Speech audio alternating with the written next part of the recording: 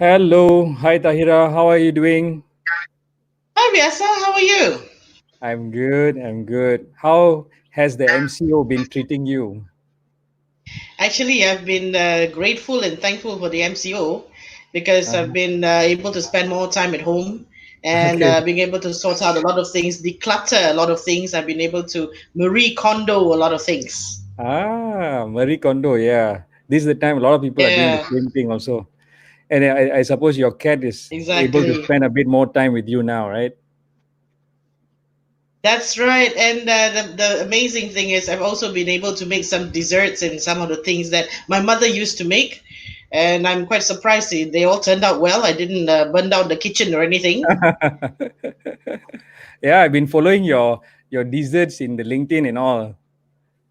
Okay. Okay. So, friends, here today we have Tahirah Manesah. All right, she's an termination specialist, the Terminator. All right.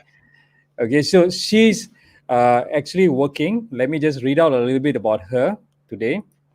Okay, Tahirah is actually has over 20 years of experience in the corporate, legal, HR, and IR across a spectrum of industries. Her current appointment being with the nation's biggest flour miller, FFM Berhad, as a human resource manager. All right. The organization recently won Malaysian Employers Federation (MEF) Excellence Award for Best HR Practices. So Tahira is also an employers panel member of the Industrial Court of Malaysia. Yes. All Correct. right.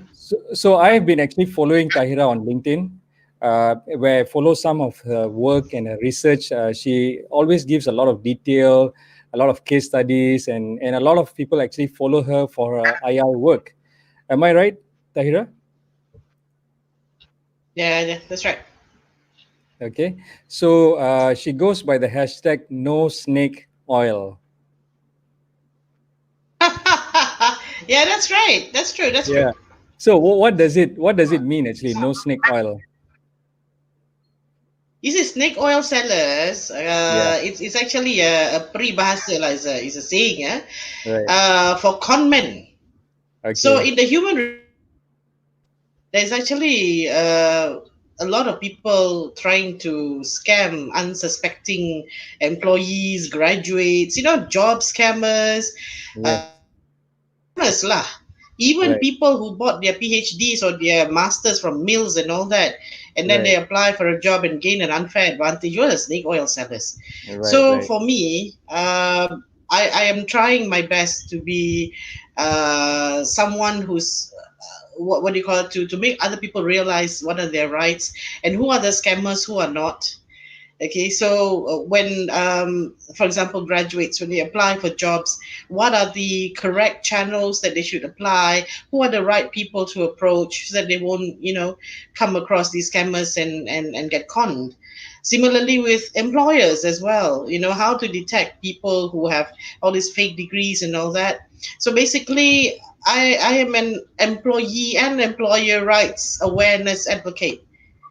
I try and balance the rights of both parties, actually, not just the Right. employees. Right. Okay. So today, thanks for that, Tahira.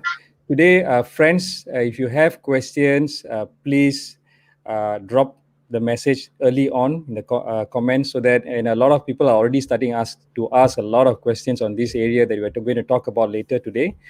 Tahira is here to talk about what employers and employees should really know about termination, right? A lot of employees are very worried and they don't want to be unfairly terminated. And also, employees who have a need to terminate, they need to also know what is right and what's wrong in termination.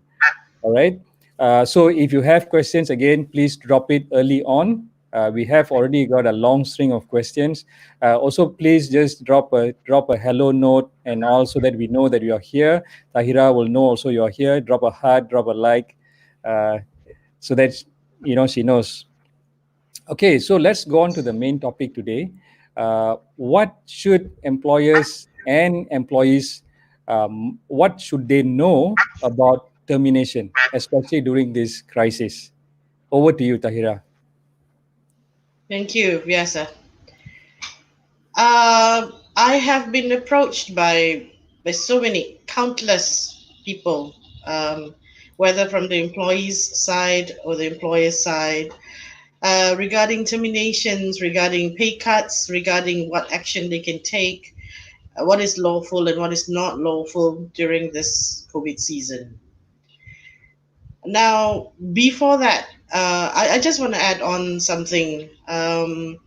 To my bio that you read out earlier. Now, being a termination specialist doesn't mean that I go around with a parang and terminate people, just like those pengait of the myth, the North Bornean myth of the pengait. You see, you go Yes, parang everybody. potong Now, kepala. being a termination specialist, yeah, potong kepala.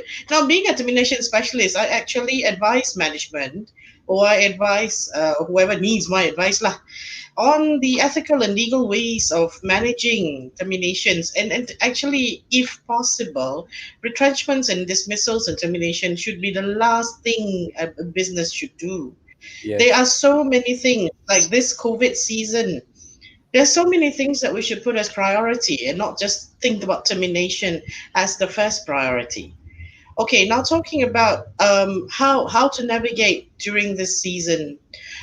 First of all, businesses have to realize, employees have to realize that this pandemic, no matter how serious it is, I call it a leviathan, I call it a monster because it's destroying the economy by 80 to 90%. It is actually destroying more lives than just taking the lives of the COVID patients. yeah, But what businesses need to realize is that this pandemic will go away. No matter how long it takes, no, we don't know when it's going to go away, but it will go away. And the economy will be revived. Whether the economy is going to rebound in a V shape, a U shape, or an L shape, we do not know. What I mean a V shape is that it rebounds in the ideal way. Once the pandemic is over, it quickly rebounds back. And everything goes back to normal. The U shape is when it takes a little bit of time for the economy to recover. And the L shape is when there is a long term recession, something that we do not want. But at the end of the day, businesses must understand, employers must understand that the pandemic will be over and the economy will be back to a certain uh, rehabilitated stage. Yeah. right. I'm not saying things will go back to how it was before. The pandemic has changed the landscape of employment very dramatically. Even now, today, as we speak, during this MCO, the employment landscape has changed a lot. So, my question is this: before we even think about terminations, retrenchments, laying off, can we stop and think about what we can do for our people? And likewise, employees, what they can do for the organization before retrenchment or terminations take place. Right. Now, I think HR practitioners would be very much aware of the fact that if we're talking about retrenchment, there are procedures, there are laws regarding retrenchments. Okay, I need not go through that. Those are basic things, right? But retrenchments are not to be done in an instant way. Like, for example, send a Tahira's out for a short while. The line is broken today. The internet is uh, a little bit jerky. We'll wait for Tahira to come back in again. Yeah. I think we were disconnected a little bit Yes, just yes, we now. were right. No worries. We are back on. Yeah, are we okay? We are back on. Yeah, All right. So you, yeah. yeah. All good. Okay. So I think employers and employees likewise should stop and think. When they use the word retrenchment, is that the appropriate word for them to use during this season? I Right. have been ah, I have connections. I have people from everywhere, even my own relatives coming to me and saying, "Hey, I just got a letter saying, my services have been terminated in the name of retrenchment. I have been retrenched. And Right. I asked them, I said, when did you get this notice? They said, oh, I just got it today. And I'm being retrenched today. And I'm like, uh, that's not retrenchment. That is summary termination. That's termination simpliciter. Because retrenchment, you have to have several reasons, several conditions before you retrench. There are first, you have to file in the PK form. You have to give notice of 30 days before. And then there is another two stages to go, right? And I've also been approached by people who have been laid off or retrenched, whatever it is, in the name of performance appraisals. They said, Interesting. "Dear Mr. You have not performed well to the satisfaction of the company during your probation, and therefore your services are terminated." Probation time, and Now, this is yeah, this is the strange thing. When I asked this person, did you get any pre-warnings before this? Was your probation period extended? Were you ever put on PIP? And they said no. They said all of a sudden during the MCO, while they're working from home, they got an email. Some of them even got WhatsApps. I'm telling you, right, right, suddenly saying that their services won't be needed anymore because of their performance issues. Now this is really, this is not the right thing. This is not the right way to go about it. Sorry, this is something tantamount to unfair dismissal, I would say, because if you're talking about performance issues, there must have been some remedial action taken, extension of probation, some kind of remedial action, rather than just terminating the person by email or by WhatsApp. And similarly, if a person is being retrenched, so-called retrenched because of the pandemic, because of the MCO, uh, the legal procedures, filing the PK form and all that, and giving notice and all that, those still apply. The law doesn't change just because there's an MCO. The law doesn't change just because there's a pandemic. Yeah. right. So a lot of people are left stranded because of this, and I think this is not right. Now, having said that, I do understand businesses, especially smaller businesses, when they've got to lay off people. I do understand. But I do think that you should stop for a little while and think about what you can do before you lay off your people. And maybe even after you lay them off, something you can do for them. Because you see, when the economy comes back uh, to its post pandemic situation, you will need your people back. You will need people to help you rebuild your business. And for you to get new people, for you to have to put them on probation to assess the suitability, it will take up a lot of resources, a lot of time. You will eventually need the people that you've got on board, because they can do the job. They've proven they can do the job. So it is wise for you to actually treat your people with empathy. I think this is the core issue here that we're going to talk about today.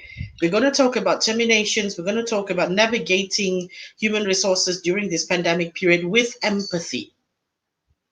Yeah. Okay. Got it. Shall I go on, Yasa? Yeah, Or you want please to go on. ask some Okay, questions? just we just take a short pause to just say hello to everyone that's here. Here we have Azamuddin, Jamaluddin, and then we have Bhuvaneswari who said hello. She said that there's no snake oil caught her attention. And then we have Hakim Samsudin. Can we Okay. trust job seekers, job seeking companies? Okay, we can answer that one later on, right? And then Nurul Besar Mohammed Baki said hello. Uh, no parang to terminate people. And then Dr. Abang Amina said Nurul. Hi. yes, Abang Nurul here. And then Dr. Amina Joseta is here. She says hello. Uh, Lovely to finally hear you speak today. All right. from Dr. Amina, Waalaikumsalam, Dr. Amina. Thank you so much. and then Vicky Krishna says hello. Chitra says hello. Let me see who else. Okay, Chitra also has a question. Chitra, yeah. Okay, with such widespread panic, what are your thoughts on educating the employers and employees on this? Yeah, we'll be doing that here today, right? And then Yes. Bhuvaneshwari said majority of employees are using MCO as an excuse. They are quoting underperformance during this pandemic. You are not servicing the company well during this time. Okay, and then business process is okay. Well said about the pandemic situation, right? I think a lot of these questions will be answered along in today's topic, and there are more questions further on. Read up the other questions later on, right, Tahira? So, Tahira, please carry on.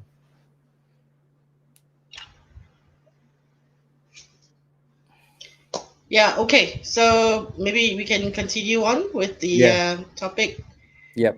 on empathy. Okay. Okay.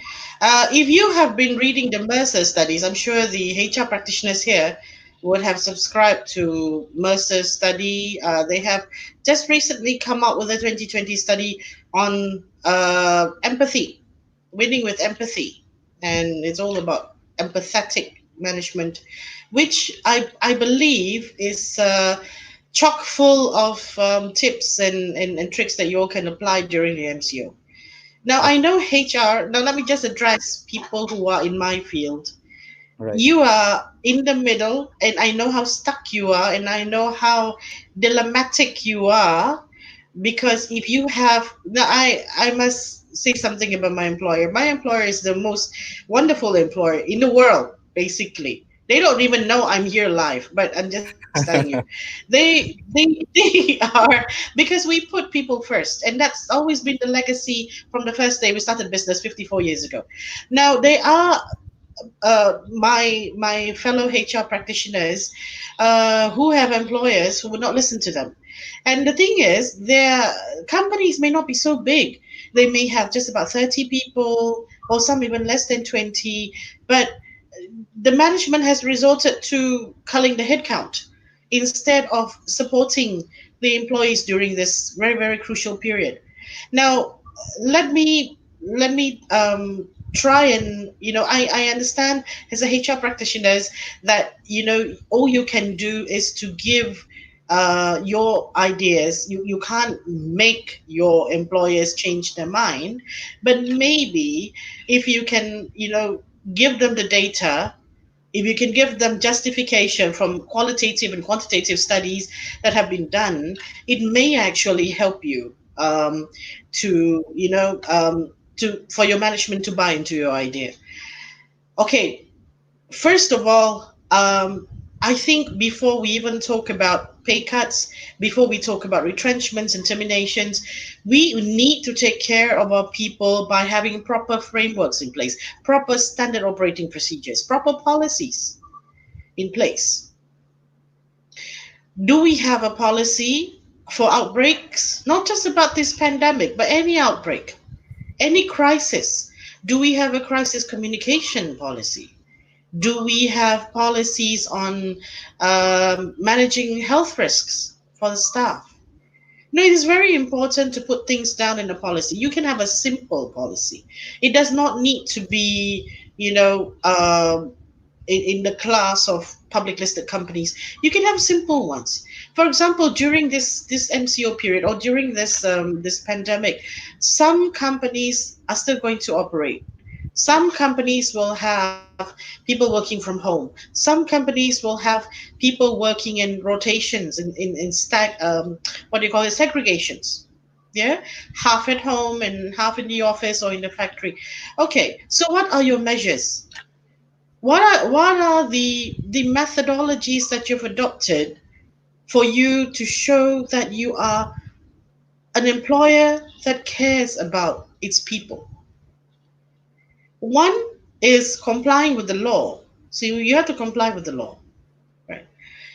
Maybe each day take the temperatures of your staff who are coming into work, record their health condition every day, Make sure you sanitize the workplace. Make sure PPEs are given to them.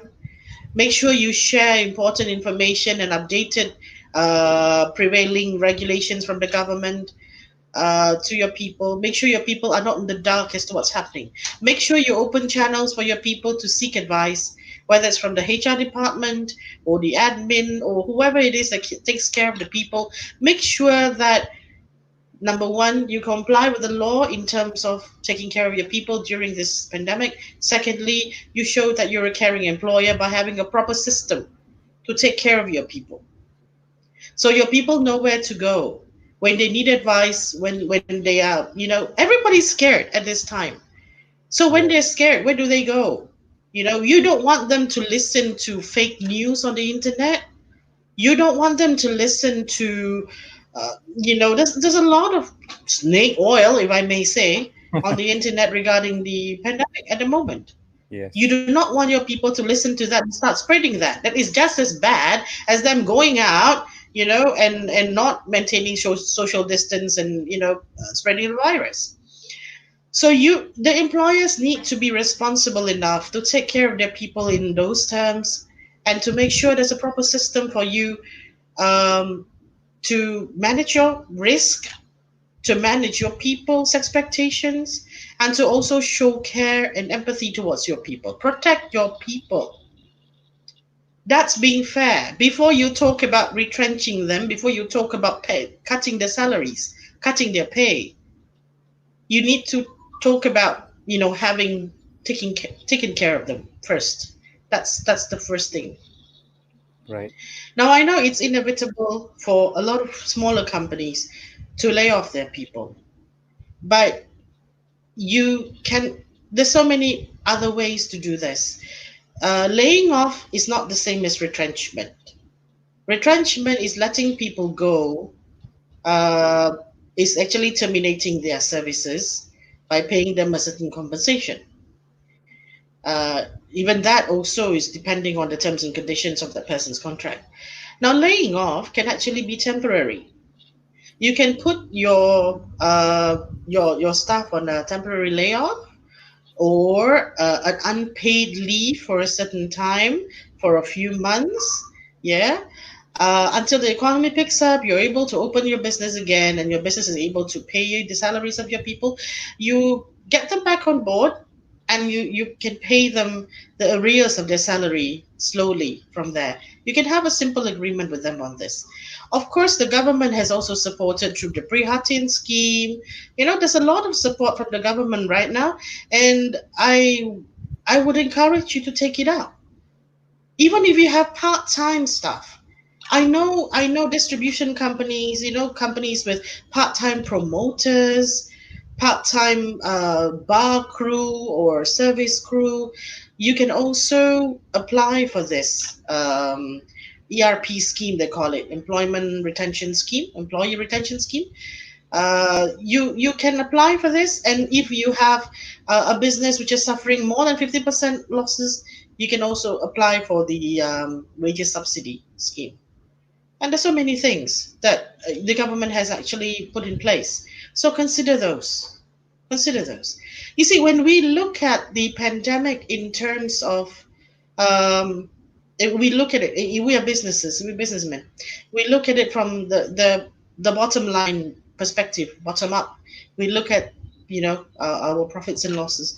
Obviously, the first thing for us would be to cull the manpower, because they are the biggest costs, overhead costs. But think about it. If you've always heard about employees, when they leave a certain company, they are told not to burn bridges. It is actually likewise for employers. Don't burn bridges with your employees, because you never know when you might want to call them back. And I have seen companies actually literally begging for their star ex-employees to come back, willing to do anything, just because they want the expertise of that person, that only that particular person can deliver what they want. So during this time, treat your people with respect, treat your people with empathy, even if you have to resort to, for example, a pay cut. Now, I have received uh, not to say complaints, but laments. And basically, I've been comforting people, crying, coming over to me and saying, their salaries have been reduced by 50%, 20%. For people with families, 20% pay cut is a lot. For people like me, you hack half my salary, so I don't care because I'm living alone with just my cat. I can survive on tin sardine and all that, but not everybody can do that, especially if they have children. 4 years ago, I wouldn't be able to do that because I was taking care of my mother and taking care of an aging parent with their medical expenses and all that. Every cent counts, and I totally understand this. So when someone Right. comes to me and say their salary has been hacked by 20%, I ask them, when is this reduction going to take place? Oh, already taken place. Sudah Mm. potong baru mau cakap. Sometimes Okay. they will tell you today, they will then tomorrow the salary bank in minus 20%. So I'm Oh, like, okay. okay, in my mind, I'm like, what is wrong with your employer that they can't communicate this properly? I understand this salary reduction may be an effort not to retrench. Maybe it's Right. something a cost they have to save in order to for the greater good lah. So they Right. can save the organization. Tapi communicate properly lah. Even during this time, let's say your staff are all working from home. There's always video conferencing. There's always WhatsApp. There's always a phone call, a traditional phone call. Just call them and say, look, you know we have to resort to salary reduction, this and that. And mind you, salary reduction cannot be done unilaterally. Please be mindful of this as employers and HR practitioners. No matter whether we've got cholera or COVID or whatever it is, the law is the law. You must get explicit consent from your staff, from your colleagues, if you're HR practitioner, before you can do any kind of salary reduction. Right. And that consent cannot be forced. And you cannot use jalan belakang or jalan tikus to tipu them out of this consent. Mm. Because if you do that, okay, once the MCO is over, they will make a beeline for the IR department and claim constructive dismissal. Right. Right. Okay? So that's why I said communication is important. At least, have a VC, or kalau tak boleh, everybody has WhatsApp. At least, give them a video call and say, management has to resort to, a salary reduction, 20%. They may not agree. They may make a lot of noise, pompang pompit, but we know lah. But whatever it is, at least you have told them and then you've given them ample time. Janganlah hari ni cakap besok potong. Give them Right. ample time to think about it, come back to you. It is not compulsory for you to adopt every single suggestion of your employee. But at least you Right. listen, you think about it, and then give them time to come back, understand, the whole situation. And they will ask a lot of questions, but you will have to answer every single question. Right. This is where HR plays. If you're the type of HR manager who just sit behind the keyboard and just command everybody, I think you have to change your ways lah. You have to listen to the orang bawah, especially those who are under the Employment Act. Right. Yeah. When they ask questions, they may sound very silly question to you, and they may ulang-ulang the same question 10 times, but you have to answer those questions because people psychologically, ya, when employers pay attention to them, lama-lama dia pun fikir jugalah, okay lah, it's for the greater good. It's for the greater good. Okay lah, we agree. No, what I'm saying is this, all these things I'm saying are the things I've done. I'm not talking Right. through my head. Yes. I I have traveled nationwide to talk to, you can ask my colleagues lah, from the bread salesmen to the operators to the forklift drivers. I make it a point to speak to everyone. And no matter how I lose my voice, I get tired of talking to them, I must make sure they understand why the company is doing something and give their consent. Right. So fortunately for my employees, we're not doing any pay cuts lah. I'm talking about other policies here. Okay, pay cuts we're not doing. But what I'm saying is that the method has got to be the same. You have to communicate. Dalam you punya communication tu, that's how you show that you care about your employees. And trust me, your care and your manifestation of that care, if you show you care, your employee will agree with you. You will get their consent, you will get their consent willfully because they understand. Tapi kalau tiba-tiba you hantar dia surat, I know I have had a few friends who said that their management send them a letter attached to a WhatsApp message lah, and these are top management. And then tiba-tiba say, oh, your salary will be deducted, reduced by 20%. Of course, he Right. went in. I pun tak Yes. salahkan Yes. dia lah. And Yes. then when Yes. you to the management, the HR say, oh, management already decided. Management said, oh, sorry, we have to do it because we have all these losses to bear and all that. Now we understand you have losses to bear, but it Yes. doesn't stop you from being human, isn't it?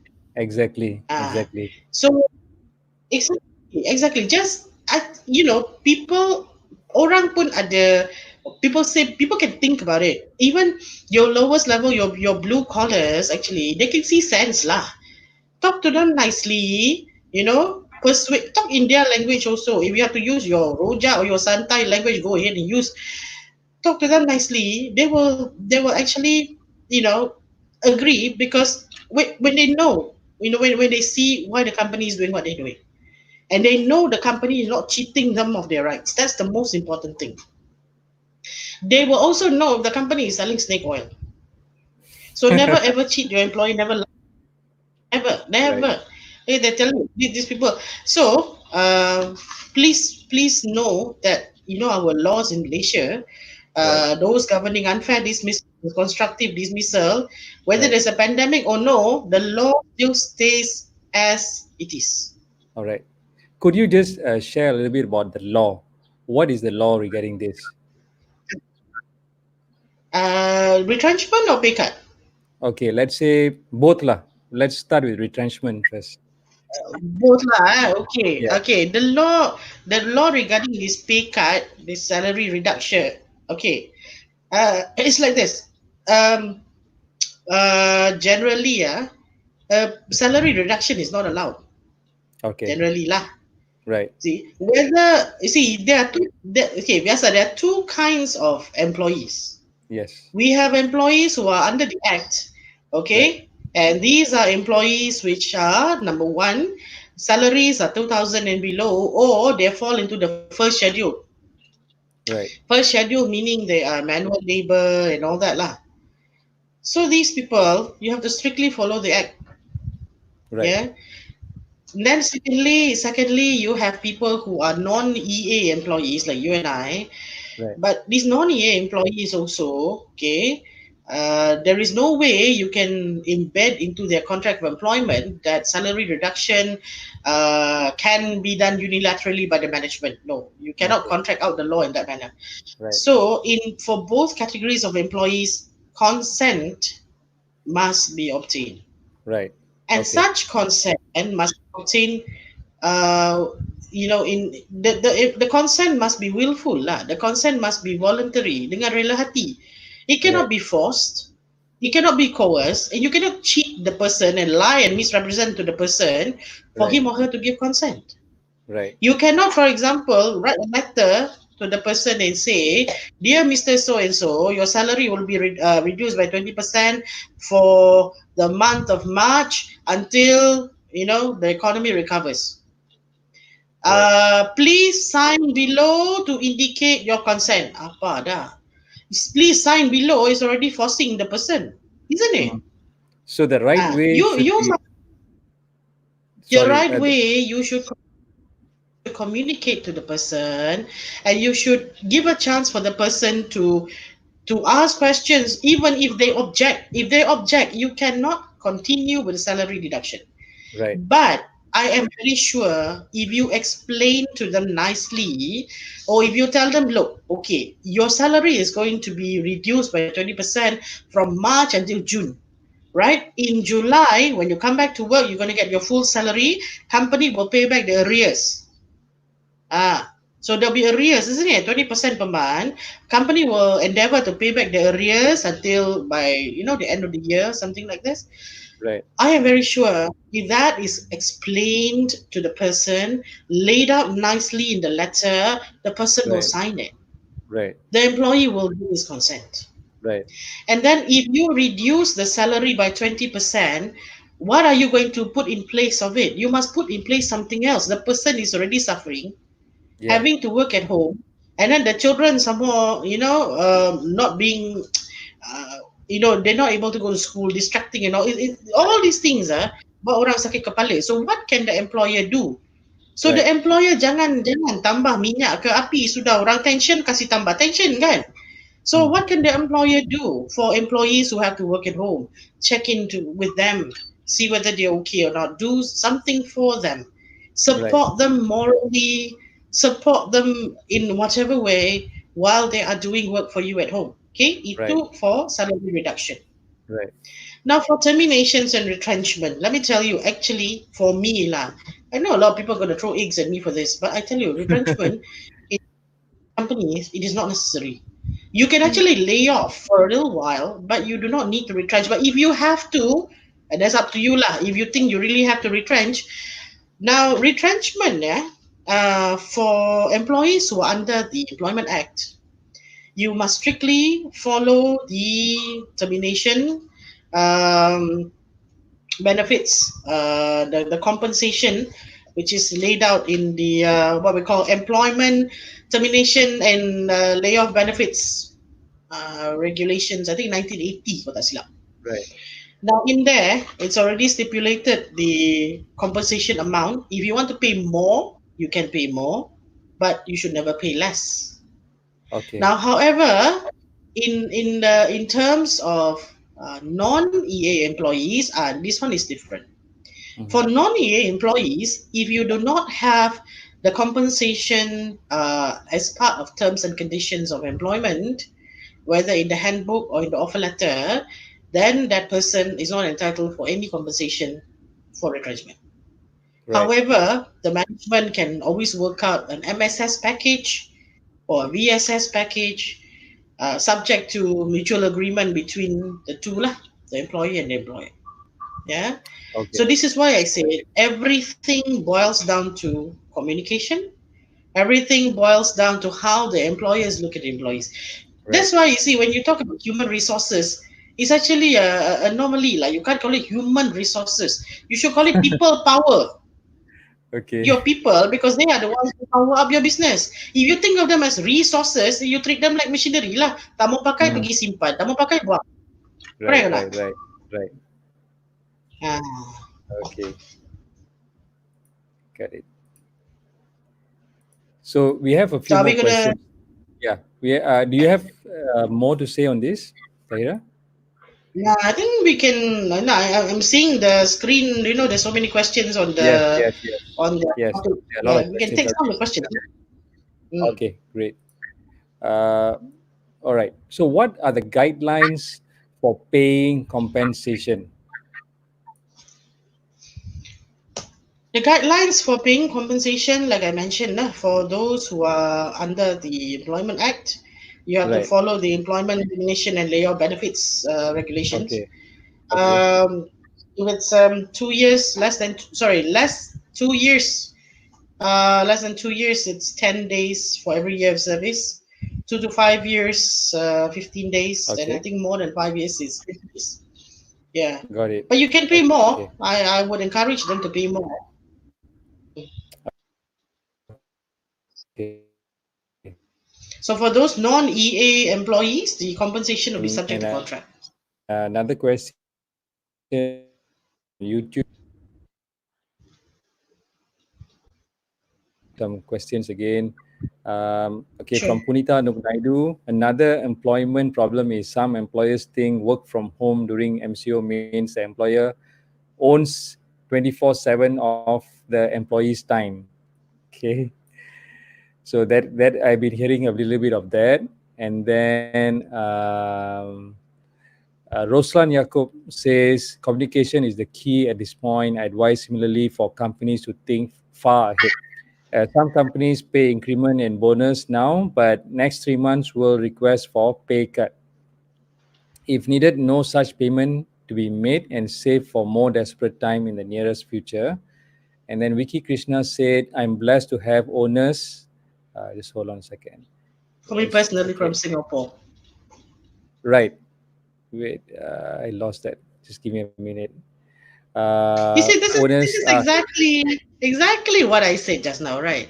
You see, this right, lady, right, right. Vicky her Krishna. business owners, yeah, called her all the way from Singapore to explain about salary reductions, and she agreed for the simple Right. reason that they show they cared. All the way from Singapore, they can call her and Right. explain everything. You see, this Yeah. is So yeah, Vicky has always said that his employees are always, really, really like they take care his employees at heart lah. Their organization. He's always said that. And then Siti Naila said that leadership skill we need to inspire. All right. Okay. And then Roslan says use talking when talking, use numbers and share with them transparently. All right. And yes, then correct. okay, Yogeshwaran Gopalakrishnan says, what if the consent is not unanimous among all employees?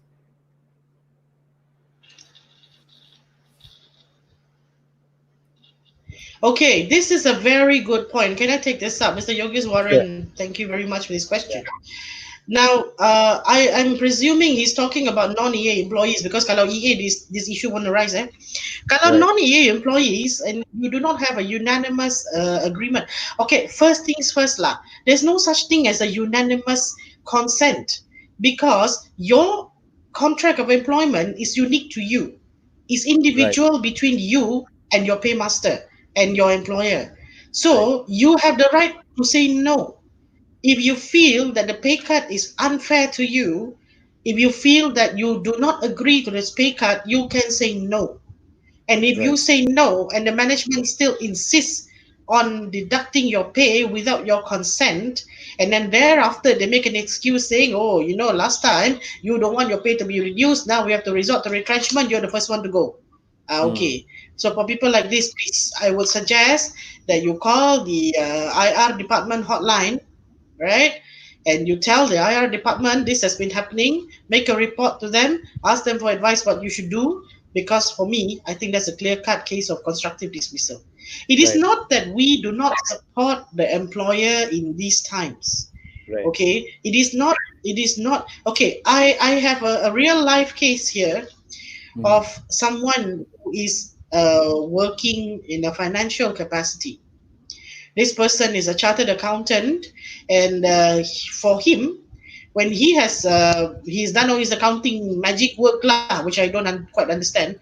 But what he said was when he did some forecasting work, he said that the company still can actually retain their manpower for the next 6 months. There is no right. need for salary deduction. There is no need to lay off anybody. So he said that the company still can sustain. But somehow the management disagreed with him. And the management had Mm, unilaterally decided to implement a pay cut. And then, like I mentioned, they somehow coerced the employees to agree. Now, right, I told this person, you have a right to actually file a complaint to the IR department because number one, you have already given your data, your quantitative data to the management for them to consider. And you being a chartered accountant is a qualified person to actually, work on those figures and say, look, the company still can sustain its manpower at least until the end of the year. But since the management will listen for God knows what reason, and then start to unilaterally reduce salaries of everybody, and funny lah, they reduce the salary, but somehow they didn't touch those employees under the act. Oh, 2,000 salary and below, tak ada pay cut. I said, you see, snake oil. All these things, menipu one, I think. You see, they know if they traverse into the area of the the Employment Act employees, they will get into major trouble. So right, only those who are non-EAs, only they deployed this salary reduction. right, So you see, I would suggest you keep the number of your lawyer, not your company's lawyer, your lawyer or the IR department handy. Okay, please call them. I believe the IR department still works. Their hotline still works, even though the counter tutup, but the hotline still works. So please let them know. Please file a complaint. You can actually file your complaint now by email to the IR department. If you feel that you've been unfairly treated or constructively dismissed, please don't wait. Now, this is something I need to point out. I think I need to share this with a lot of employees. If you don't already know, I think the lawyers would know, but I'm doing the lawyers a favor here to explain on the 60-day limitation to file a complaint to the IR department.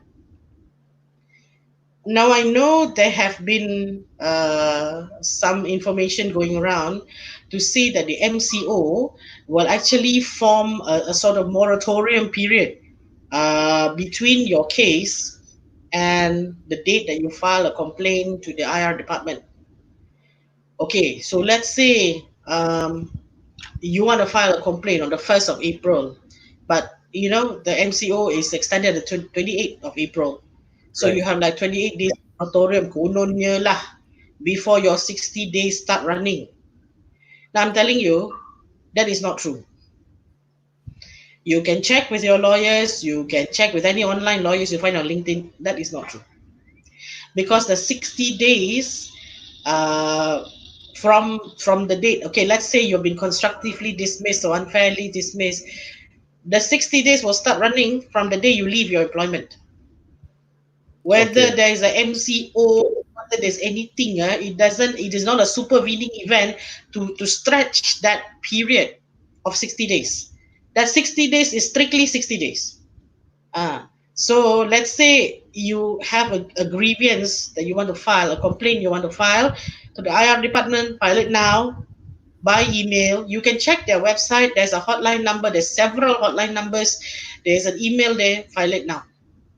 Yeah. Got it. Don't wait. Kalau you tunggu-tunggu, nanti 1 month later, the government says, oh, PKP extended lagi sampai habis raya, then you'll be like, sudah 60 days, how, don't wait, please. At least when finally the office opens, you will have a proof that you've already submitted your complaint to the R department by email on whatever date. Yeah, please keep a copy of that. Please remember, not everything you read on online is correct. That 60 days by statute, it is a statutory provision. The MCO or whatever virus doesn't make any changes to it, it is still 60 days. Okay. So the thing is, you need So to to. answer, to recap Mr. Yogeswaran's question, if there is someone who is not giving his consent, then the management cannot impose a salary cut on this person. And if they impose, they proceed to doing it, this person can lodge a complaint of constructive dismissal to IR department. Okay, got it. So, and then Punita Nook Naidu has said, Tahira, my experience with two significant companies I'd worked with for a long time before. One thing I learned is not to trust or rely on HR. Okay, so it's really refreshing to hear your thought. Even the first part of the interview is not over. Vyasa, please do the second part. Okay, to help seriously deluded HR people out there. All right.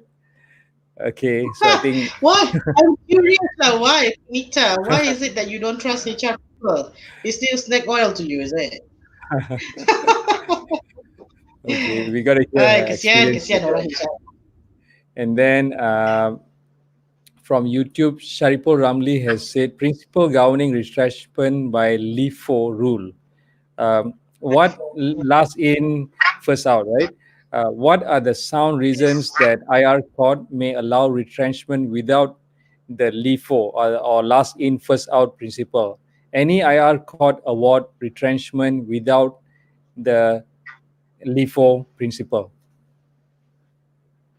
There's a lot. There's a lot. If you want the cases, please connect with me on LinkedIn. I have a few cases. Yes, you can depart from the LIFO principle. It is not commonly done and cannot be arbitrarily and capriciously done, but it has been done and the courts have agreed to it. The most important reason, the most important point here is that there must be a genuine reason why the LIFO principle is being departed from. Okay, if there's a genuine reason why the LIFO principle is being departed from, then the courts will not interfere because it is a prerogative of the management to rearrange the business in whatever manner they want. Yeah, dia punya the element here is the bona fide element. Okay, that is the first thing the court will look at. If you want the awards, the cases, there are a few landmark cases. Please connect with me on LinkedIn. I think you can find me quite easily. I look the same in the photo, nama pun sama. Please connect with me. I will be very happy to share with you some of the court awards. Okay, so you can look for her in LinkedIn under Tahirah Manesah. All right. She's very active. She puts up a lot of case studies and research there. All right. So let me just go on to some other questions that we have. Okay, in navigating the risk of COVID-19 at the workplace, what is more important for employers? To follow industrial law or to adapt a more compassionate approach? Over to you, Tahira. Sorry, what was the question again? Okay, again, let What me was the just read question? it out. Okay. In navigating the risk of COVID-19 at the workplace, okay, what is more important for employers? To follow industrial law or to adopt a more compassionate approach? Okay, so it's asking whether to follow the law or to provide the more compassionate approach. Yes. Yeah. Okay. Believe me when I say, if you follow the law, that is the compassionate approach. You know why? Mm. If you look at the law carefully, okay, there are a few things here that you need to look at. One of the things is the code of conduct for industrial harmony. Yeah. Right. Even though it is just a code of conduct, but it is a guideline used by the courts, a guideline used by the lawyers, guidelines used by the judges. Basically, the code of conduct is giving what we call a compassionate or empathetic way of dealing with issues like this, looking into the abilities of the person, the age of the person, whether the person has got family members who are dependent on them, things like this. And then if you look at common law also, okay, now the underlying concept of every contract of employment is the implied term of mutual trust and confidence. Okay. Now, what is this mutual trust and confidence? So, mutual trust and confidence is something which is expected of both the employer and the employee. Yeah. So, when you join a company, when you sign on a new job, you're actually signing on two employment contracts. Do you Right. realize that? Many people don't realize. Many people think that just because they sign on the piece of paper saying offer letter, so that's it lah. Actually, there's another one. There's a contract you enter into that you cannot see. It's called a psychological contract. Now, this Mm-hmm. is a concept which is actually recognized by the law. Okay, and this is a concept where the tenet of mutual trust and confidence is embedded. Now, what is mutual trust and confidence? For example, okay, as employees, we trust our employers to give us a safe place to work. We trust our employers to take care of our welfare while we are servicing the company. We trust our employers to protect us, yeah, and to pay us on time, to safeguard our good name, our family. At the same time, the employer also expects the employees to work diligently, work hard. All these things are not in your employment contract, obviously. Work honestly and all these things. But these are the expectations of both parties when they enter into employment contract. Now, what happens during this pandemic, during this MCO season, when half the workforce is working at home, half of the workforce are being nervous every morning, going out of their house, tengok kiri, tengok kanan, see whether they will be apprehended by the roadblocks and all that. And then people are suffering because shops are closed, especially people with families. It is not easy to be cooped up at home. We understand this. Yeah. So when there is no trust by the management, okay, what I mean by no trust is, for example, when they want to implement a certain thing, they want to take away certain benefits, they want to take away certain even basic rights of the employees with no discussion. They never ask for feedback. So how do employees feel?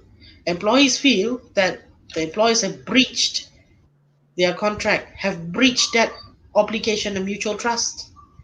But if employers were to provide, proper safeguards, proper SOPs, we have an SOP in place for example, crisis communication. Like for example, if you're working from home and then something happens to you, you feel sick. Now, how can you get yourself tested? Let's say your wife doesn't drive, or you're a single mother, single father, for example. Maybe your child is sick, showing certain worrying symptoms. So what happens? You're panicking right now because you can't go out the house just like that. So who will you reach out to? You should reach out to your HR. You should reach out to your employer. Your employer should have in place the resources to help you. They should have the numbers of hospitals, for example, or private labs who can do testing. We did this once with one of our employees. She was tested negative, thank God, Right. but because no symptoms. So what we did was we call in one of the labs to go to her house, do the swab testing, quarantine her in the house. They go back, they tested her. So while we quarantined her, her gaji jalan. We paid her full. No, everything. We paid her full. So when the test came out, the test results came out was negative, so we allowed her to come back to work. So the important thing is the employee must know where to go during these dark days, and these are dark days for everyone. Right. When you have a sick child or you yourself are feeling ill, you will have no time to actually Google what your senses all will be already everywhere. You Right. only think about, okay, who do I go to? Who do I trust to help me? So the employer must be the place of trust.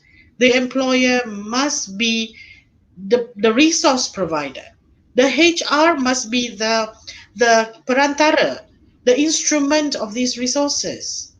So the HR must also be vigilant lah. They must also inform the management. Okay, these are the resources MOH has come up with them. Ministry of Health, they have come up with a few hotlines. For example, if you're feeling anxious, some people, being cooped out in the house makes them very depressed. Yeah. They get True. anxiety attacks. True. Yeah? They can't go out. And then if they talk to their friends might also tambah lagi dia punya, anxiety by saying, yeah, my neighbor recently died of COVID. So the fellow, you should, the HR should be the level-headed person, the go-to person, whereby everybody goes to and say, hey, I'm feeling uneasy, I'm breaking out in cold sweat, I'm feeling very anxious. What can I do? Okay, there are a few online resources. There's hotline, by the ministry. The HR should be able to give these to the employees.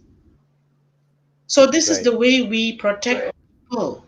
This is this is actually in compliance with the law also, because if you look at the framework of the law, to provide employees a safe place to work is also a OSHA requirement, and it's also a requirement of the Employment Act. See, so being safe, it doesn't mean that only when they're in the factory or in the office you keep them safe. They're doing your work for you from the house. It's your obligation to keep them safe there. Yeah. Right. So again, empathy lah. There was one talk that I actually looked at. It was on YouTube. I put it in my article. Those who are interested to have a look can view my latest article on LinkedIn. It is by the president of a women's right organization, where she advocates for everyone to look at things from a mother's eyes, a mother's point of view. And I think this is relevant also for employers.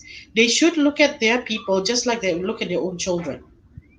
They should look at their business just like they look at their own home. Because these are the people with them who built the company to where it is today.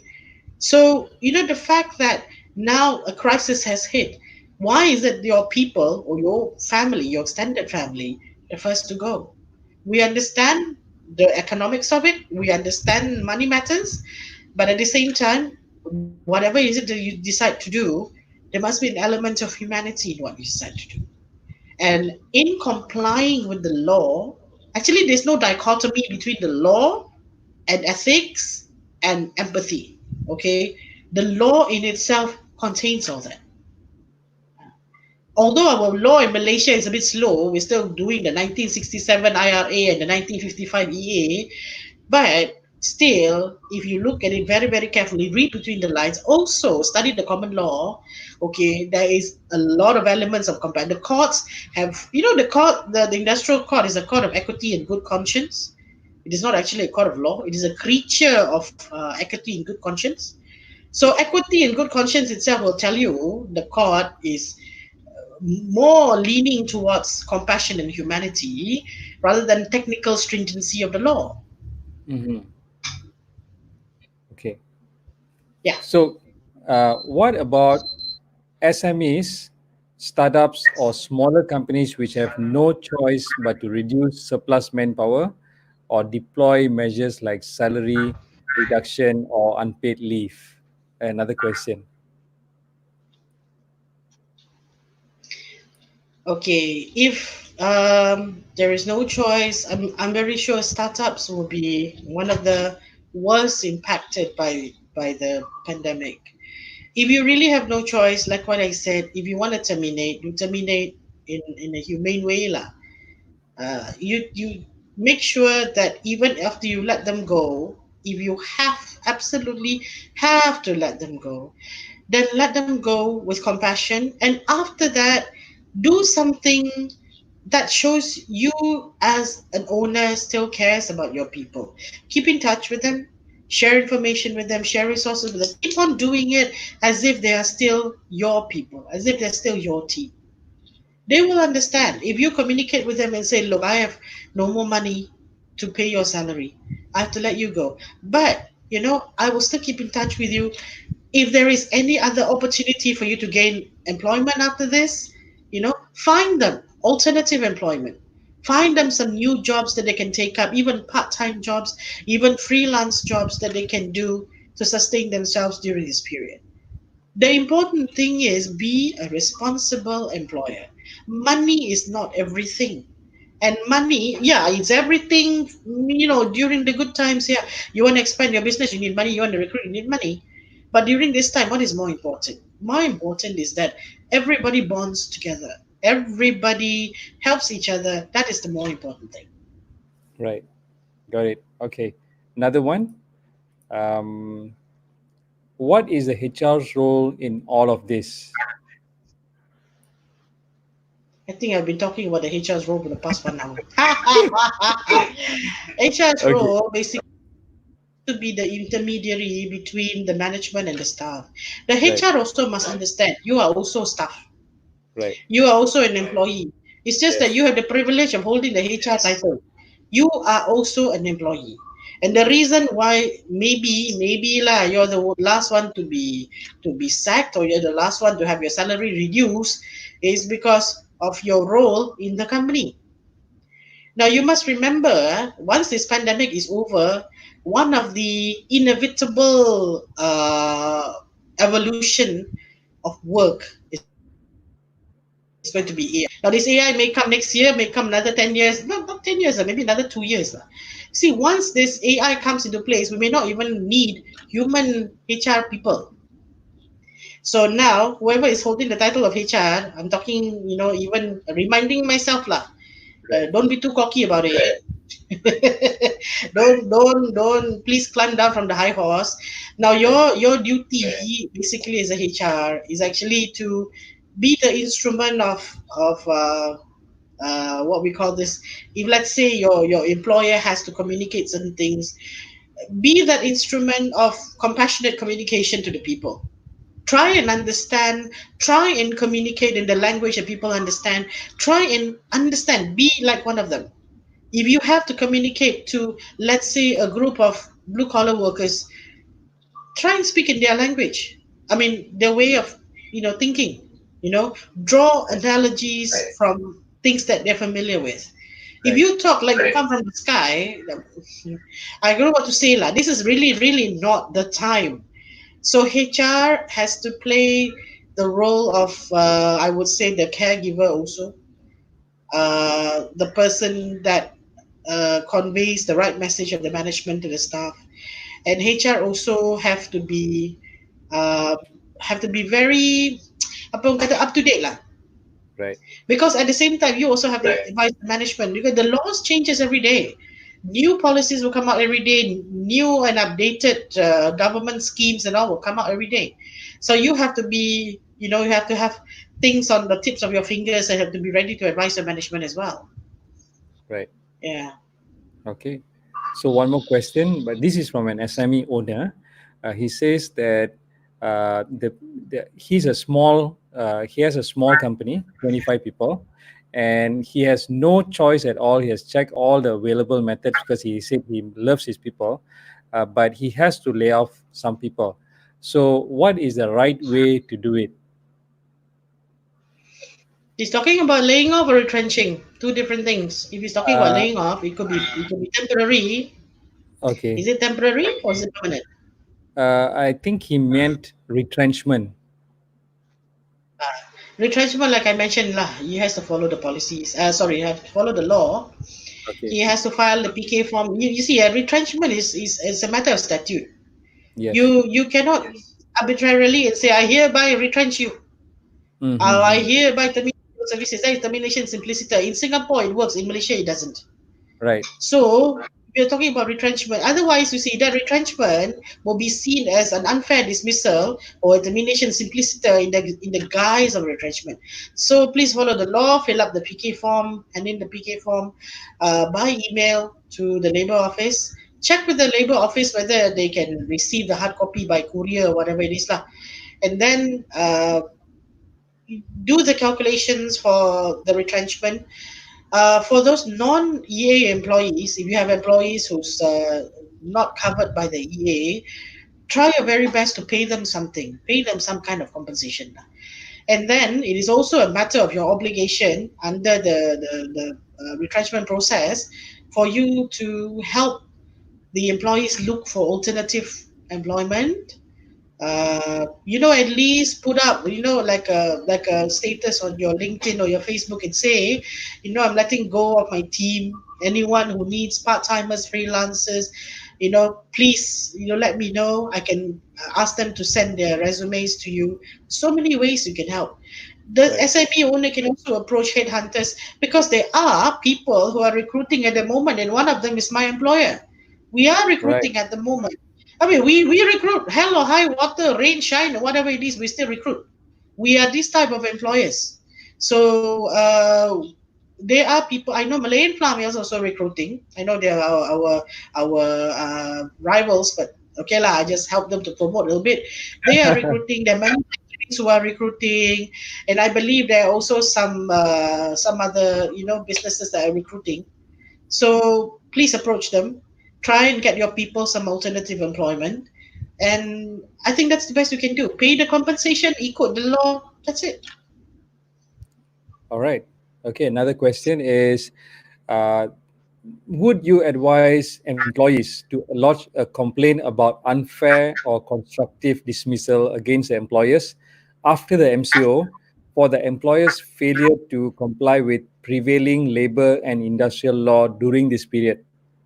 Yeah, this question, yeah, I mean, okay lah.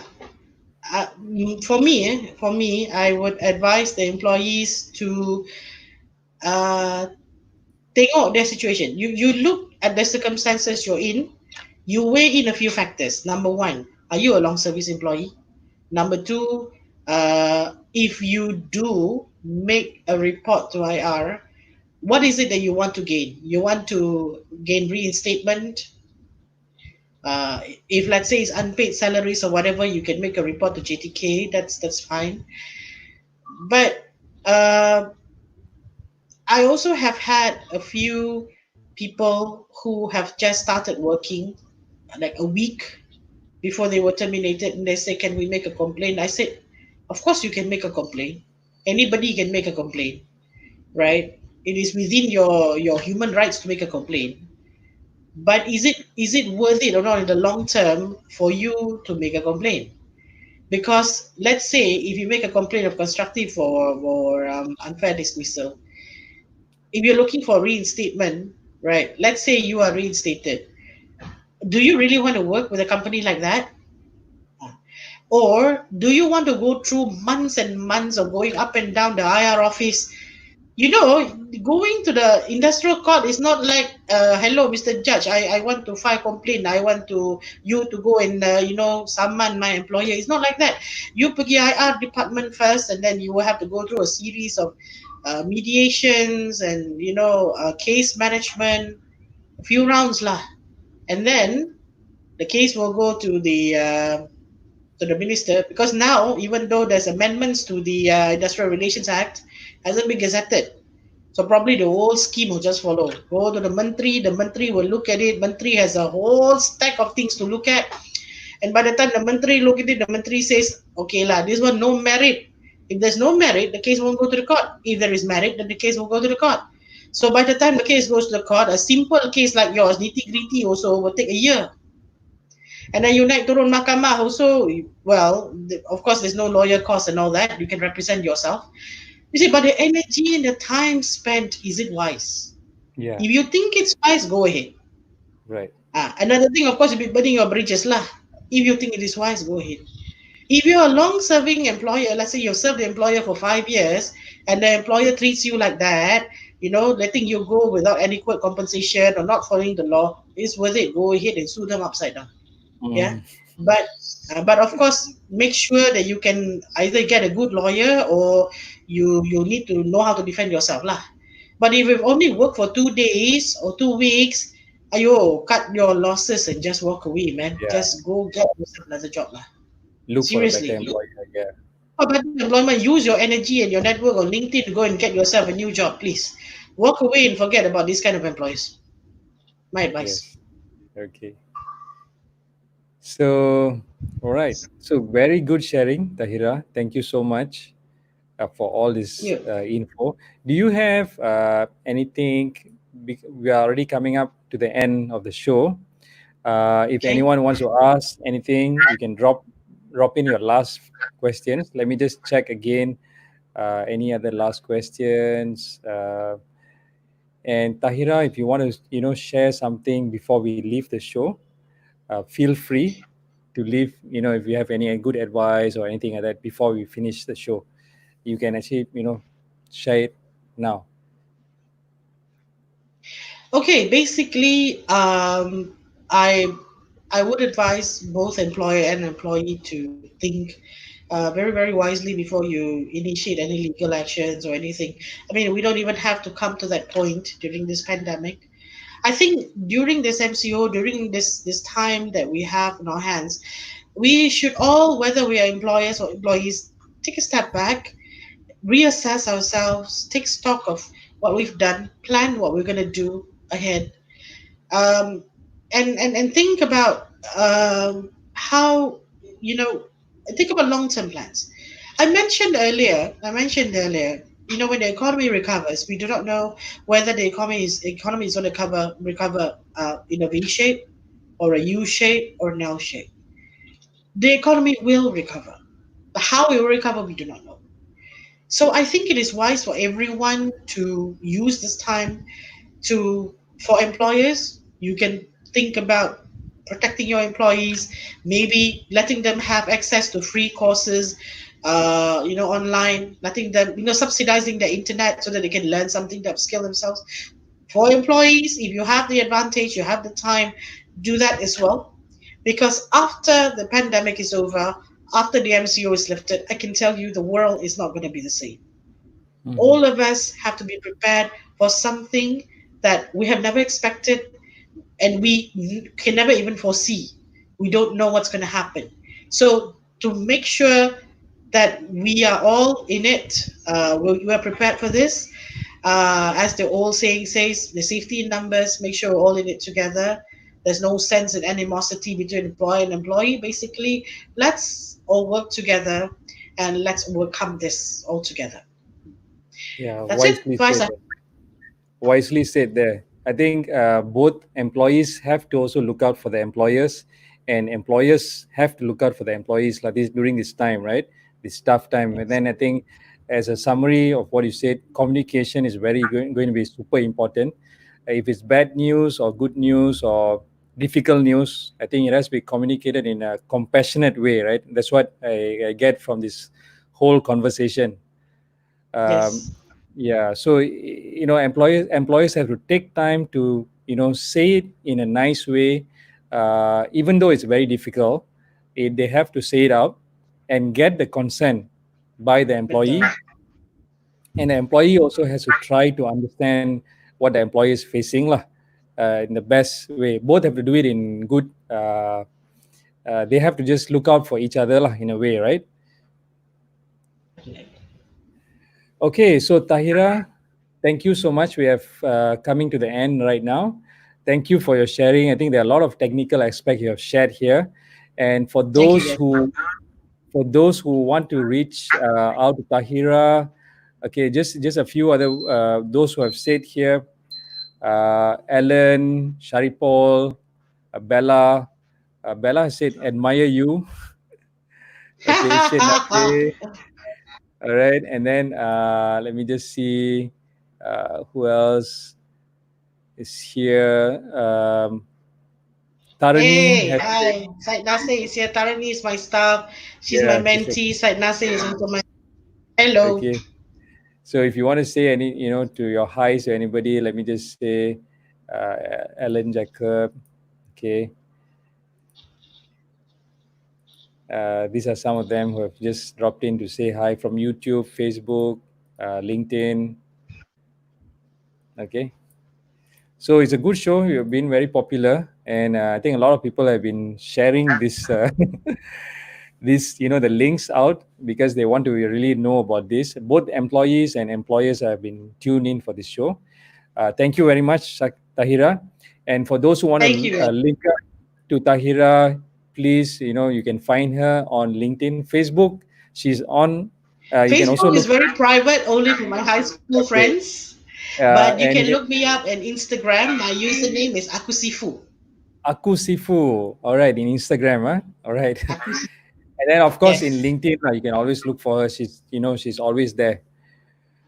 All right. So thank you, Yes. And Tahira. I have a blog as well. And Yes, yes, sir, can I just tell them? I have a blog as sure. well for those HR practitioners. If you want to get some technical information, my blog is nosnakeoil.org. Nosnakeoil.org. Okay, let me just That's right. write this down. .org. All right. Okay. No snake oil. Am There I? we are. Did I? Okay. Yes. Got it. Thank you. Okay. So thanks, Tahira. We will say bye bye for now. Thank you all Okay. so Bye, much for everyone. your audience. We will see you again, and maybe we might have her again another time. All right, for another round, Okay. Thank you so much. Thank you, Biasa. another Thank you, round of everyone. no Goodbye. snake oil. Bye bye.